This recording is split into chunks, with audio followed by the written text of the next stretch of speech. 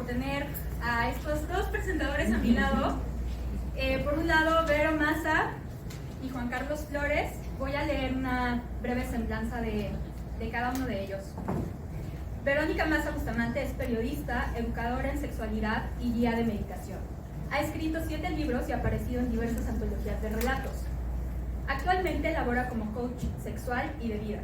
También es representante en América Latina para Librotea, plataforma del Grupo Milenio que promueve la literatura. Y pues bueno, un aplauso para Vero, por favor.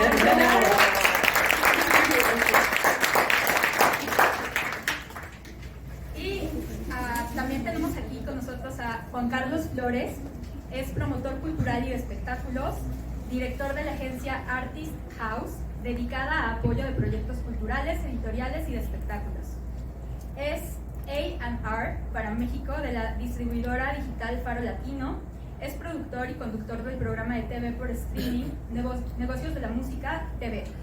Hace 10 años es el corresponsal de la publicación Soundcheck, especializada en producción de conciertos y música. Ha producido presentaciones y giras de medios para libros de los músicos Jaime Hades, Jaime López, El Señor González, Federico Bonazo, la periodista Vero Maza, y el libro 20 años del Vive Latino, entre otros. Y también, por favor, un aplauso para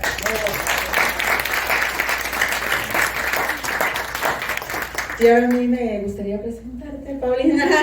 Ahora a mí me toca el cambio de estafeta y les quiero presentar pues a nuestra autora del momento. Ahí se aplica, eres la autora del momento. Gracias, del momento. Paulina de la Vega es licenciada en Lengua y Literaturas Hispánicas por la UNAM. Actualmente cursa una maestría en Mercadotecnia y Publicidad. Desde hace más de una década se dedica a la creación de contenidos en su agencia Letras Laetas, donde gestiona redes sociales, desarrolla plataformas web y también hace libros digitales e impresos. Espelustrófico es su primera publicación literaria.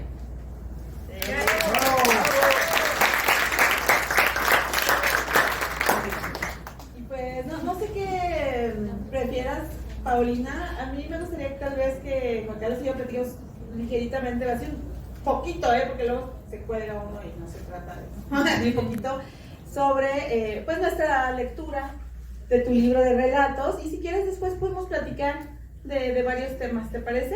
Ok, sí. Muy bien. Muy bien, bueno, muchas gracias por estar aquí. Bueno, muchas gracias, Pau, por la invitación. Estoy muy honrado de que me hayan invitado para estar aquí con ahora 2 grandes amigas. Sí. Y bueno, cuando me hicieron la invitación de presentar este libro, acepté de muy buena gana, siendo un fanático del suspenso y del terror, géneros que están presentes en Espelustrófico. También soy enteramente consciente de la gran responsabilidad que asumo al presentar en sociedad la primera entrega de una autora joven, lo cual siempre debe de celebrarse y esperar que haya muchas de estas. ¿Okay? En esta era en la que la literatura y sus formatos físicos no están exentos del riesgo de caer en un segundo plano, se agradece que una persona tan joven se aventure a iniciar una carrera en las letras por la vía tradicional, por la vía clásica, en formato físico. La literatura ahora tiene una nueva integrante que colabora a fortalecer esta cuerda que nos rescata de los pantanos de la inmediatez y de la superficialidad.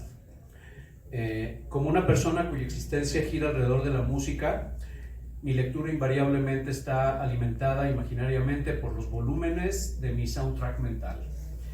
Y a manera de sala cinematográfica, las letras se traducen a imágenes acompañadas siempre por una canción, en mi caso.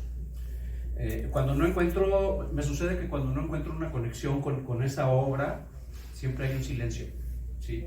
Esto no sucedió con este libro.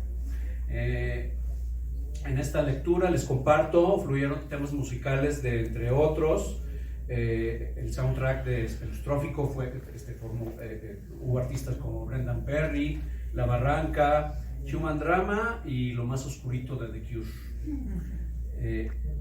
Sirva esto como elemento ilustrativo de mis impresiones sobre este libro.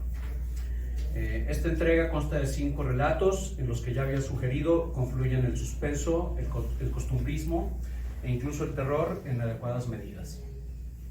El primer cuento, titulado Las Innombrables, nos describe a una pareja de 3, como la misma Pau nos sugiere, que se desenvuelve en el medio urbano y teatral de la Ciudad de México y en una atmósfera hasta cierto punto casual entre maquillajes y utilería.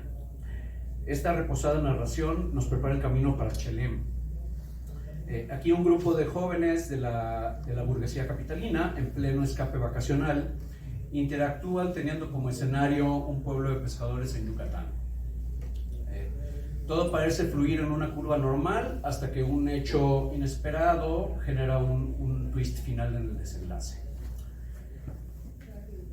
En lo personal, el tercer cuento, que fue el que más me gustó, titulado El Habitante, me generó sensaciones encontradas en las que mi sentir como lector se entremezcló con mis propias vivencias, las cuales puedo garantizar que muchos de ustedes han experimentado al estar frente a un nuevo reto profesional. ¿Qué les parecería que estos miedos cotidianos se materializaran en un nuevo ser? Bueno, léanlo y lo sabrán. La tía Tuta, que es el cuarto relato, igualmente contiene numerosos puntos de conexión con nosotros, contenidos en el personaje principal, descrito en primera persona por la narradora.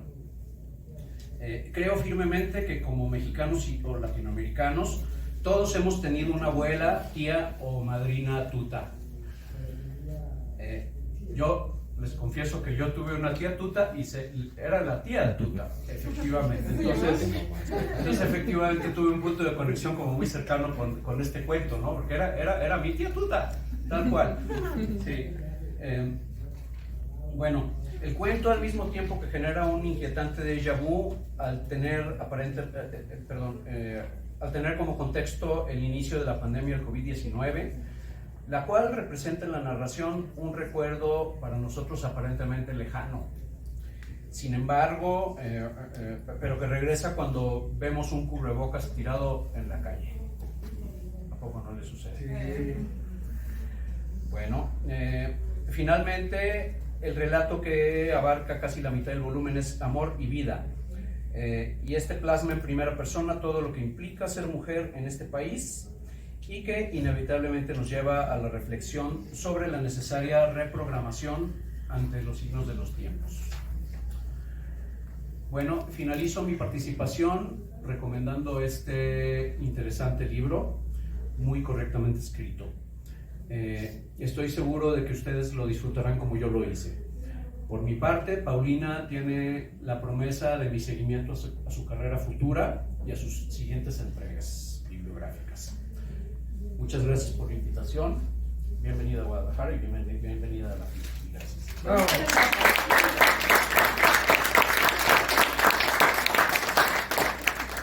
No, también gracias por la detallada lectura de los cuentos. Muchas gracias.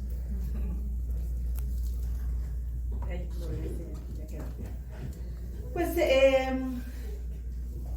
está muy bien que Juan Carlos haya hecho la introducción como cuento por cuento. Ahora ya saben los nombres de cada uno de estos 5 cuentos espeluznantes, como podemos ver que dice en la portada de este libro. Y además Paulina suma, ¿no?, este subtítulo al de espelustrófico, que es cuando lo que no buscamos nos encuentra. Y eso me hace mucho eco durante la lectura y después de la lectura de estos 5 relatos. Hace pues ya unos meses, a través de mi trabajo Librotea, donde entrevisto a muchos autores y autoras, platicando con mujeres escritoras, pues se ha creado como un mapamundi de la literatura hecha por mujeres en este país. Yo creo que es una de las cosas donde hay que poner un ojo, porque es donde más se ha estado rescatando. Quizá no viendo, o sea, viendo el presente, pero sobre todo qué se hizo en el pasado. Porque sabemos que venimos de sociedades, ¿no?, incluyendo la mexicana, en donde las mujeres pues no han tenido la posibilidad de desarrollarse tan plenamente como los hombres. Y aparentemente, o pareciera quizá, que no hay una literatura en México, o no es tan amplia la literatura en México hecha por mujeres. Sin embargo, pues, y lo sabemos, ¿no? Muchas de estas autoras de las décadas de los, bueno, del siglo XX, ¿no? ¿Para qué nos vamos por décadas? Pues no fueron tomadas en cuenta, y hoy en día se está recuperando su trabajo literario, y ha llamado la atención de muchas personas, incluyéndome a mí, que muchas de estas mujeres, Amparo Dávila, Inés Arredondo, Guadalupe Dueñas, etcétera, trabajaban este género del horror, este género de lo espeluznante. Y la pregunta era, ¿por qué estas mujeres que no habían sido tomadas en cuenta de estas décadas anteriores exploraban este género? Pero la respuesta tiene que ver con lo que voy a comentar ahora. Ellas no solo exploraban el género de terror, sino era un terror un poco como lo que dice aquí Paulina, cuando lo que no te busca, te encuentra, ¿no? Esto es, era una narrativa de la vida cotidiana donde las mujeres exploraban sus principales miedos y terrores. Y a diferencia de la narrativa escrita por muchos hombres en ese mismo género, donde exploraban aventuras y cuestiones en otras latitudes y con personajes llenos como de algo muy diferente a lo que normalmente estamos acostumbrados a ver, la literatura de estas mujeres estaba muy centrada en la vida cotidiana, en esos pequeños momentos en donde el horror aparecía, en donde como amas de casa, estando en sus hogares, de pronto algo pasaba en esta realidad que habitaban, que les llevaban a sentir miedo, a sentir inseguridad, zozobra, ¿no? Etcétera. Entonces construyeron una forma de literatura de terror, de suspenso, muy vinculada a esta cosa cotidiana e inesperada, muchas veces incluso invisible, ¿no? Entonces, les recomiendo que las lean a todas ellas también. De hecho, se está haciendo un trabajo muy interesante de recuperación en la UNAM que se llama Vindictas. Entren a ver esa página web que se llama Vindictas y van a ver esas obras fabulosas de mujeres que fueron silenciadas anteriormente, ¿no? Entonces, cuando yo empiezo a leer Espelustrófico de Paulina de la Vega, digo, claro, o sea, Paulina pertenece a esa línea de esas mujeres que exploran estas historias desde lo cotidiano. Porque de pronto uno ve Espelustrófico y lo primero que puedes pensar es decir, son relatos como de horror, ¿no? O así, Stephen King ya se me va a aparecer aquí. Pero cuando uno empieza a leer el libro de Paulina, dice, a ver, o sea, a lo mejor al principio va diciendo, no, ¿dónde está lo espeluznante? Pero conforme va avanzando uno en su lectura, va diciendo, claro, o sea, es espeluznante muchas veces lo que no entendemos, es espeluznante muchas veces lo que no esperamos, lo que desconocemos. Suele ser espeluznante nuestro vínculo con otras personas, y también tiene que ver mucho con la edad. Las personajes, ¿no? Así que las protagonistas de todos los cuentos de Paulina tienen diferentes edades. O sea, lo mismo hay gente muy joven, ¿no? Que está en la prepa, yo creo que es lo más joven, hasta como la tía Tuta, hasta personas mayores, o luego en el último cuento vemos también ese paso de la protagonista a lo largo de su vida, y como en cada caso va viendo algo espeluznante diferente. Como decía Juan Carlos, yo creo que en esta tradición del relato de horror y de un horror psicológico, sí ubico justamente el cuento del habitante, ¿no? Que ya Juan Carlos nos dio ahí como un anticipo. No nos gusta hacer spoilers aquí, pero digamos que de todos el habitante es este cuento con la tradición de verdad de que no sabes si el personaje, la protagonista, está loca, o sea, está mal, o realmente es una proyección, o qué está sucediendo con esta criatura, este personaje que nos decía Juan Carlos de pronto aparece en su entorno, ¿no? Me gusta el título de Los Innombrables, sobre todo, que es esta historia de la trieja, como se dice ahora, de un amor entre tres personas. Bien, ¿por qué eso? ¿No? Y al final, pues entiendes que a fin de cuentas, cuando hay cosas que se olvidan o se pretenden olvidar, van perdiendo su nombre, y eso también puede llegar a ser espeluznante si no es algo que buscas o que quieres, ¿no? Chelem me encanta además porque hace poquito fui a Chelem precisamente, ahí en Mérida, y ahí es también como un espacio se vincula con esta historia, ¿no? Y como además, fíjate que yo creo que hablando de como de zozobra, fue Chelem el cuento que me dio como más angustia, ¿no? De pronto pensar qué hace uno en una situación como esta, cuando de pronto todo el momento se nos sale de las manos y todo empieza a ser confuso y no tenemos la madurez, porque los protagonistas son como jóvenes, de resolver justamente estas situaciones que no estás buscando y que sin embargo ahí se aparecen.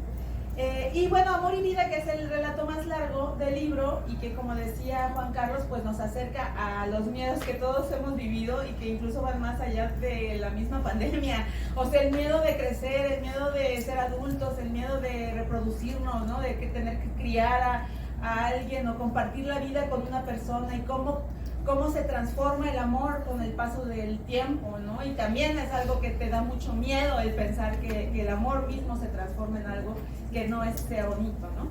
Entonces, pues como pueden ver, estos 5 relatos espeluznantes de Paulina son de ese género justo, o en ese estilo justo, de un nuevo horror, o de un horror que ya existía y que ahora está haciéndose cada vez más visible, escrito por mujeres. Y eso ya de entrada me parece fascinante, que ya podamos publicar nuestros libros, que además tú, Paulina, como alguien que se ha dedicado no solo a la escritura, sino también a la edición, a la publicación de libros a través de su editorial, que es justamente pues es la editorial de este libro, con una edición muy bonita, pues nos vayas acercando a estos temas desde tu escritura, desde tu pluma, y a la vez desde tu promoción y tu plataforma en la editorial.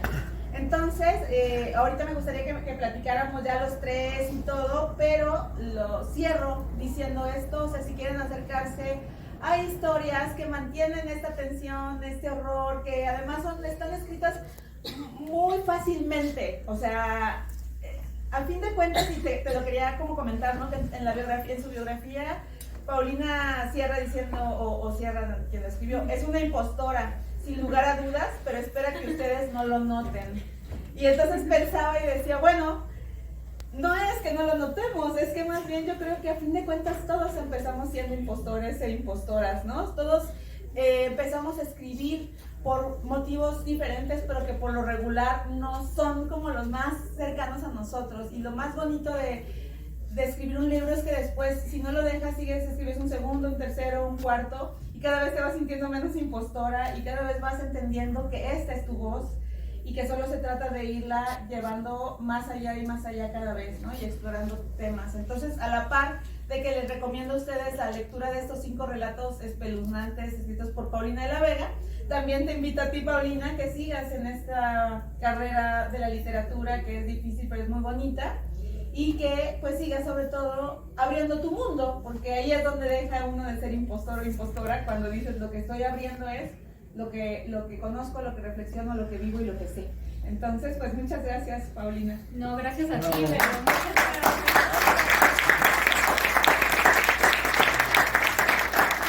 Ahora me gustaría, ya haciendo uso de mi herramienta también como entrevistadora, que nos platiques un poco, Paulina, también cómo te animaste, cómo surge este libro. Yo sé que tú estudiaste letras hispánicas, o sea, has escrito desde hace tiempo, a pesar de tu juventud. Cuéntame cómo fue que ya dijiste ese momento. No, o sea, sí, siempre si estudias letras es porque te gusta leer, te gusta escribir. Lo que no te dicen es que cuando estudias letras, pues más bien te enseñan a interpretar de forma crítica a pues, los autores ya consagrados que están en el canon. No es propiamente que te enseñen a escribir, pero sí existe esta práctica entre todos los estudiantes de literatura, que todos escriben. Y pues yo tenía, el libro pues lo empecé cuando estaba estudiando todavía. No había pensado que fuera a ser un libro, simplemente escribía porque pues era lo que hacíamos, ¿no? Escribíamos. Era tarea. Sí, y además era, o sea, no porque te lo pusieran como tarea en la escuela, sino que era como el gusto que teníamos, ¿no? De, pues ya leíste lo que escribió Felipe, no, pues ya viste el poema de Luis, ¿no? Y como que literalmente los intercambiábamos en los pasillos, ¿no? Era de, te doy esto que escribió tal persona, y era, pues, no sé, una de las cosas que más me gustaron de estudiar letras. Entonces, pues sí, o sea, creo que los libros los puedes empezar en algún momento y como que tienes que dejar que la idea vaya madurando, ¿no? Y pues así nació. Los primeros 3 ya los tenía como borradores. También los trabajé en algunos talleres. Uno en el claustro de Sor Juana, que tomé el curso de escritura creativa. Y el último, ese sí lo escribí apenas el año pasado, y fue a raíz de una convocatoria de cuento. Entonces mandé mi cuento al concurso, no ganó, pero dije, bueno, ya tengo todos estos relatos, los hago un libro. Sí. Qué bueno. Sí.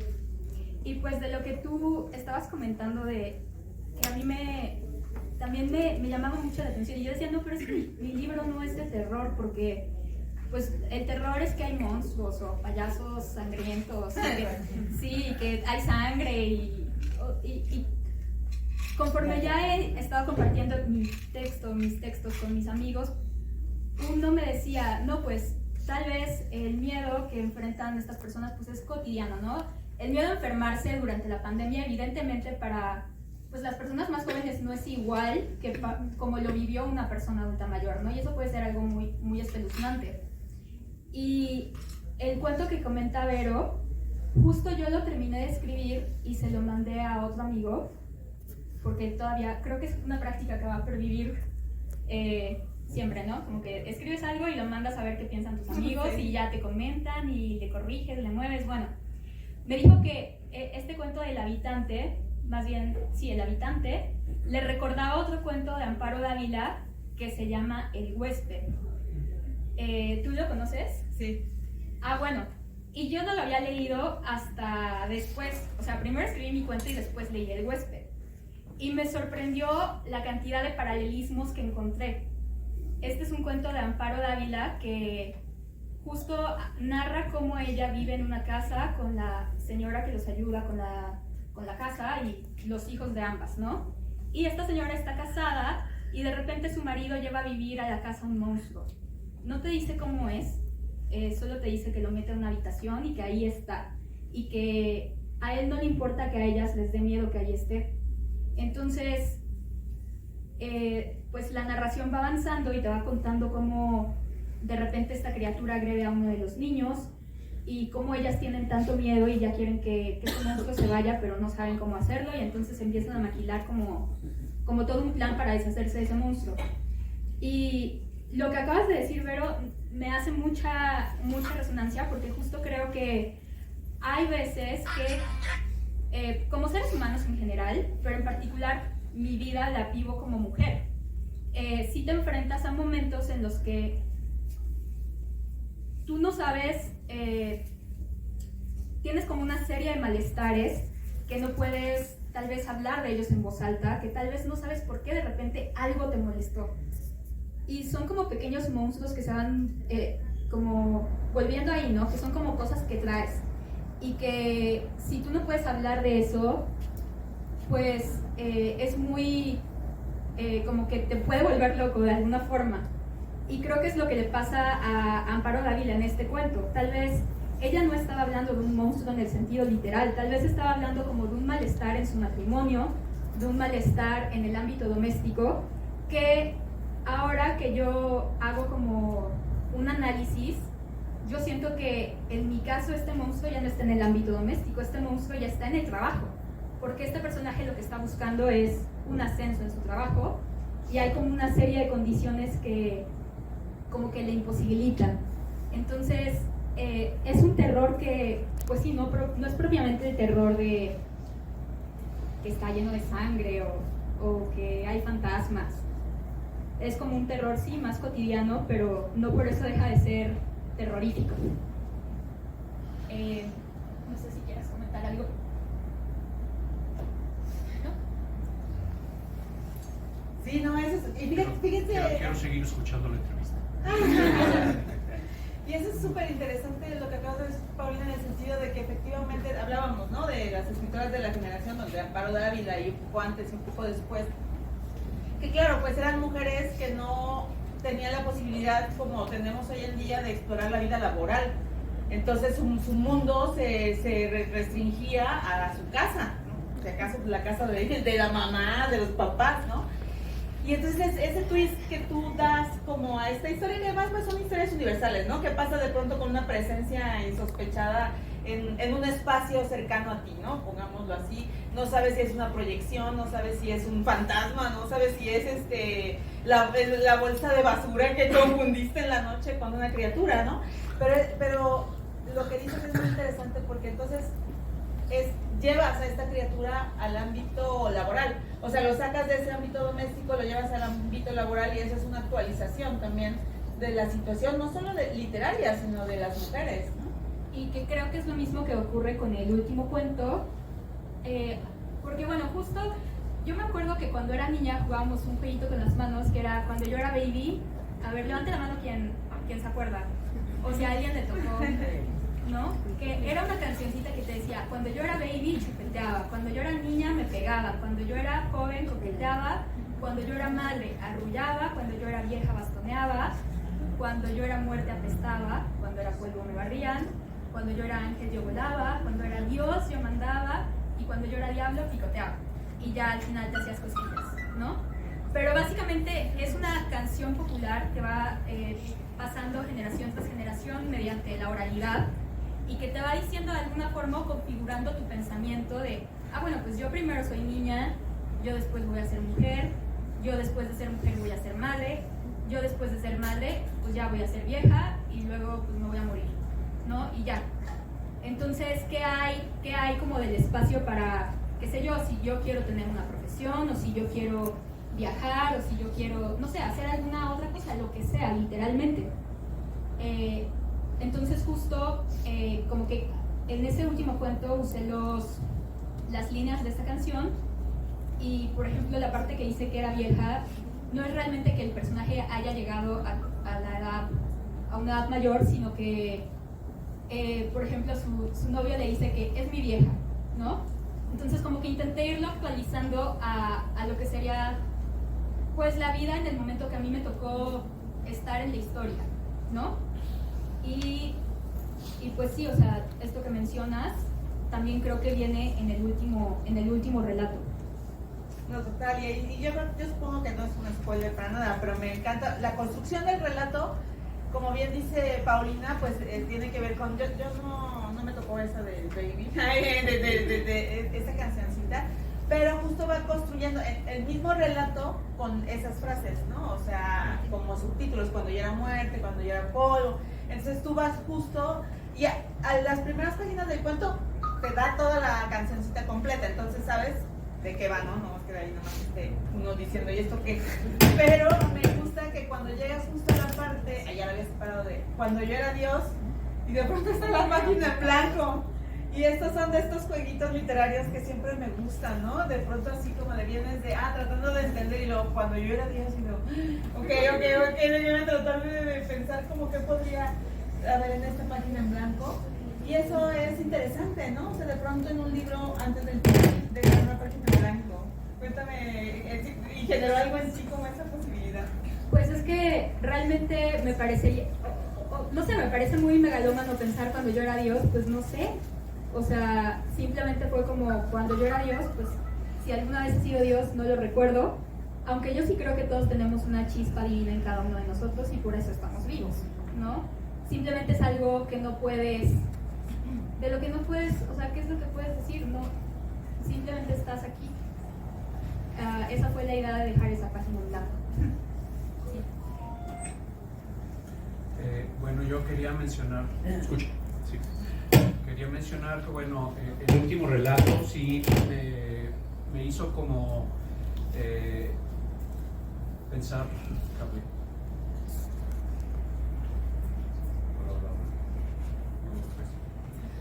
bueno, en toda esta, me hizo pensar en toda esta nueva conciencia en la que, bueno, creo que todos y de todas edades, sobre todo, bueno, los que tenemos ya más edad, tenemos que entrar en esta nueva conciencia en la que tenemos que hacer una reprogramación interna, ¿no? Desde los chistes que hacemos, desde las costumbres que tenemos, desde todo lo que le hicimos. Me hizo voltear este asunto de las canciones infantiles, ¿no? Que digo, realmente te das cuenta que hay canciones infantiles que tienen un trasfondo muy violento, ¿no? Por ejemplo, la de Marieta. Marieta, no seas coqueta, porque, wow, digo, el final es brutal, ¿no? Y bueno, yo quería preguntarte también sobre el libro en general, bueno, ¿hasta qué punto todo este libro es autobiográfico? Pues justo hablar de la verdad en la literatura es complejo, porque justo estaba escribiendo el otro día. La verdad en la literatura no tiene que ver con que lo que escribiste ahí realmente haya ocurrido. La verdad en la literatura yo creo que tiene que ver con las emociones de los personajes, con las tramas que desencadenan sus acciones. Y creo que la verdad de la literatura está, pues sí, en las pasiones humanas, en los sentimientos, y en ese sentido, pues es 100% verdadero, no es autobiográfico. Muchas partes, pues sí están inspiradas en cosas que conoces, porque pues uno no puede hablar de algo que, o bueno, puedes imaginar muchas cosas que no has visto, pero creo que sí, nuestra realidad está inspirada pues en lo que vemos día a día. Entonces, muchas cosas, por ejemplo, el último relato sí son autobiográficas, porque tiene que ver con escuelas a donde yo fui, canciones que cantábamos en esas escuelas, compañeras que tuve y cómo nos llevábamos, ¿no? Cómo interactúas. Por ejemplo, en este último relato es una escuela de niñas, yo fui a una secundaria de puras niñas. ¿Cómo interactuábamos las niñas a esa edad? Luego, ¿cómo interactuábamos cuando pasamos a una prepa que ya no nada más eran niñas, había también niños, ¿no? Entonces, pues esto sí es autobiográfico, pero muchas de las situaciones son imaginadas o están llevadas a exageradas, pues. Y sí tienen que ver, a lo mejor no con cosas que me pasaron a mí directamente, pero que sí le pasaron a personas que yo conozco, ¿no? Por ejemplo, el último relato también habla de la violencia doméstica. Eso, pues, yo he vivido microagresiones que no han llegado a tanto, pero pues sí sé de casos que la violencia comienza con una cosa que parece pequeña. Y entonces, si tú dejas pasar esa cosa que parece pequeña, entonces la siguiente ya va a ser más grande. Y va a ir más grande, va a ir más grande, hasta que ya es de verdad un problema serio. Eso, pues sí, por fortuna en mi caso no es autobiográfico, pero lo vemos en las noticias todos los días. Entonces, no es autobiográfico al 100%, pero considero que es verdadero. No, pues súper. Y luego te decía, ¿no? Que ese de Chelem también me daba como zozobra, digamos, ¿no? Porque luego decía, claro, o sea, aquí sí pasa algo inesperado, que sí se complica mucho, ¿no? Digo, ahí sí no podemos decir demasiado porque ya sería como romper la historia, pero justo es como esta exploración de un grupo de jóvenes, ¿no? Queriendo entender la vida, conocer todo, que están en esta playa tan bonita de Mérida, perdón, de Yucatán, ¿no? Que es Chelem, y que de pronto pasa algo que definitivamente no esperan que suceda, y que además con las herramientas que tienen de su corta edad, pues de su juventud, pues resuelven como pueden, ¿no? Y que luego así tú, no, ¿por qué lo están haciendo eso? Y claro, al final dices, ay, muchachitos, ¿no? Entonces, así que siguiendo con lo autobiográfico, no, estuviste en Chelem, no es cierto, Marina, pero sí, también es muy interesante esa revisión que haces en todas las páginas, como de ser joven también, ¿no? De la cosa difícil de ser joven, de tus primeros besos, de tus primeros intereses eróticos, de tus primeros cachondeos, cuando no entiendes ni siquiera por qué, sino que casi que lo haces obligado por la sociedad que te dice que ya estás en edad de hacerlo, ¿no? Sí, bueno, en Chelem es un relato de unos adolescentes que están de fiesta en la playa y de repente ocurre algo que, pues sí, no estaba dentro del plan y pues ellos, lo que quise compartir ahí es que hay situaciones donde realmente sale nuestro verdadero carácter. Por ejemplo, tú puedes decir que somos súper amigas, o no sé, puedes estar con un grupo de amigos que dicen que son inseparables, ¿no? Y al momento en el que se enfrentan a una cosa que, no sé, a un evento que sale como del ordinario, ¿cómo realmente responderían estas personas? Ahí pues sí fue un ejercicio 100% de imaginación, no ocurrió esto que Qué bueno. que narro, pero sí creo que la cadena de los eventos, o sea, es como, ¿qué ocurre si, es como si estuvieras cocinando y dices, bueno, pues tengo estos ingredientes, ¿qué pasa si los junto? ¿No? Y pues ahí te pones a jugar imaginando qué pasaría en esa situación hipotética, ¿no? También, por ejemplo, la tía Tuta, pues yo me inspiré en un personaje que sí existe, que pues es mi bisabuela, y que realmente ya para la pandemia ya había fallecido, ¿no? Ya desde hacía mucho antes, no tuvo nada que ver con la pandemia, pero yo más bien durante la pandemia pensé, los adultos mayores, cómo lo están viviendo, y es eso como de juntar ingredientes y desarrollar ahí la narración, ¿no? ¿Cómo hubiera, o sea, si mi bisabuela con esta personalidad que tiene, que, bueno, es la típica tía, abuelita súper generosa que recibe a sus nietos, que los procura y que lo hace también como para recibir cariño, recibir afecto, que sigan visitándola? ¿Qué hubiera pasado si este personaje hubiera vivido la pandemia de COVID-19? ¿Cómo hubiera reaccionado considerando pues su carácter, su personalidad? ¿Y qué hubiera pasado si hubiera vivido con sus sobrinos, ¿no? Entonces es como de, tienes todos estos ingredientes, cuenta el cuento. Pues así surgió esa narración. No es autobiográfico, pero creo que pues así son los textos. De hecho, texto en latín quiere decir tejido, y tú vas tejiendo tramas, tú vas tejiendo cosas.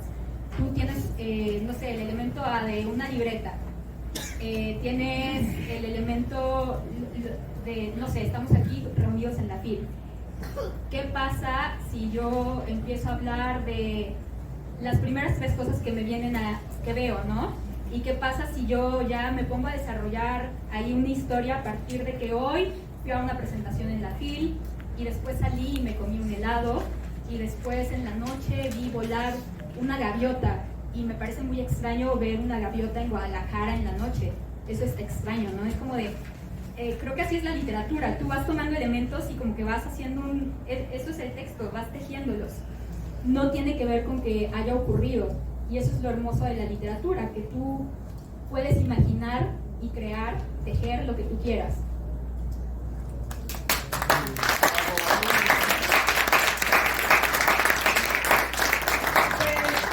Viendo la hora, Molina, ¿qué tal que preguntamos si alguien quiere comentar, preguntar?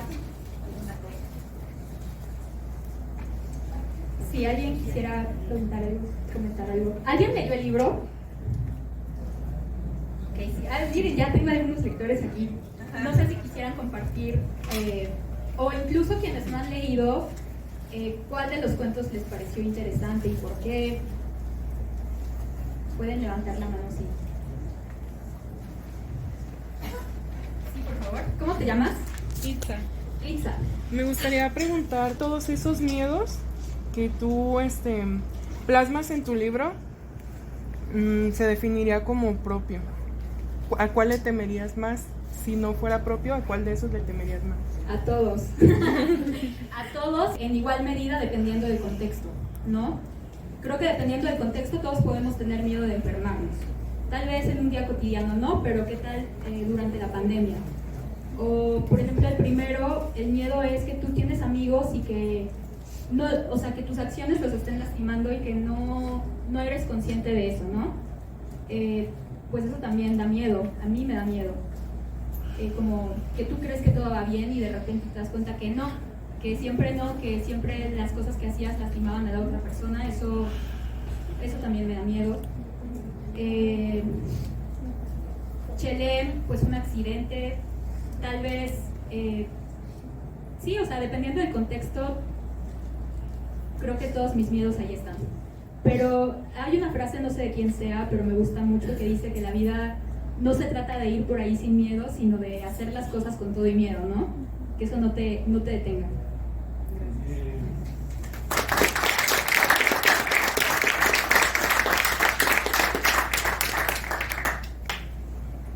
¿Alguien más quisiera comentar algo?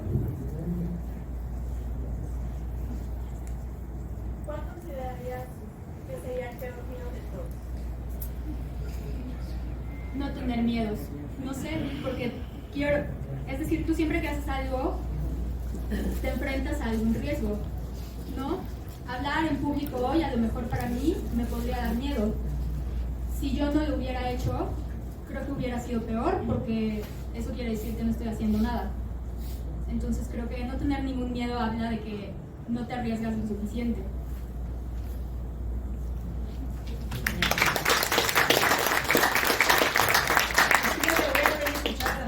Me acabo de acordar de algo que hace apenas unos días me topé ahí en YouTube, como una breve entrevista que me hizo Claudia Marcuchetti, que es una recomendadora de libros, es una persona que recomienda libros, cuando publiqué mi primer libro. Y la entrevista en sí era cuál fue el libro que te llevó a amar la literatura.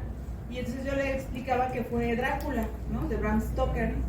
Y era como, ¿por qué? ¿No? Entonces le iba diciendo, bueno, pues yo tenía 8 años cuando me lo encontré en casa de una tía y literalmente me lo robé así.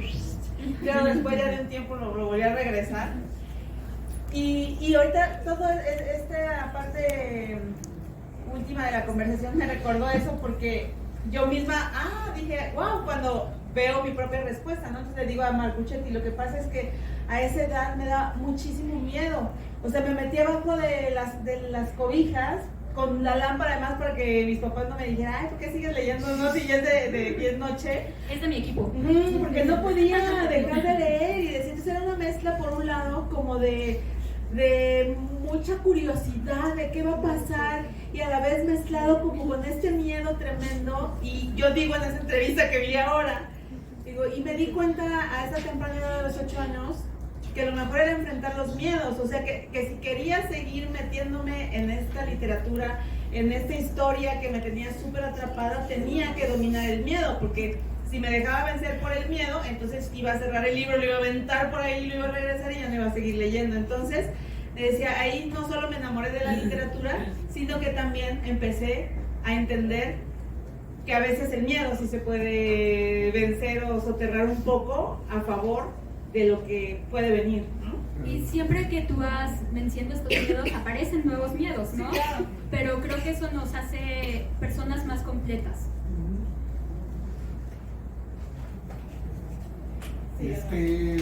Bueno, te quiero preguntar, este proyecto ya nació, ya está en proceso el siguiente, y si este proyecto de este libro te va a ayudar en algo más a ese siguiente proyecto. Pues yo esperaría que sí, yo esperaría ganar lectores para mi siguiente libro, que también planeo escribir un siguiente libro de cuentos y espero que sean mejores.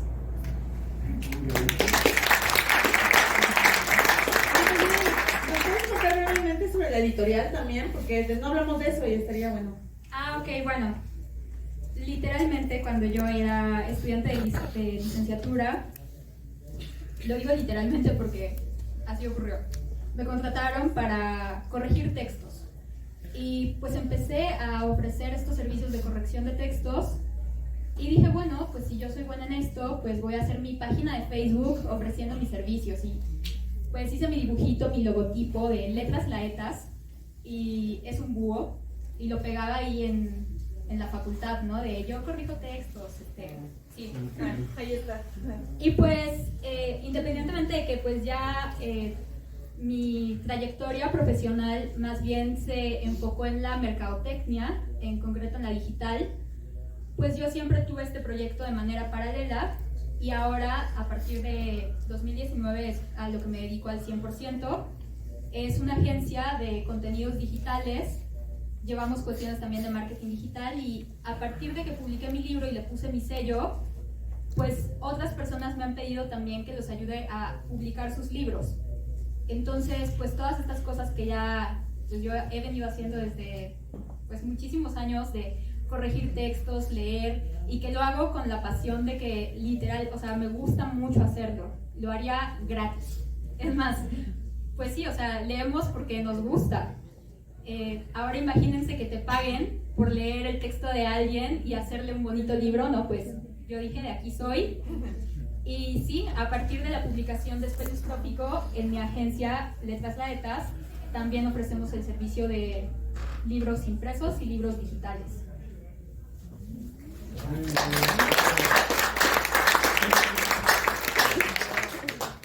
Pau, ¿cuál ha sido el mayor reto en tu carrera como escritor?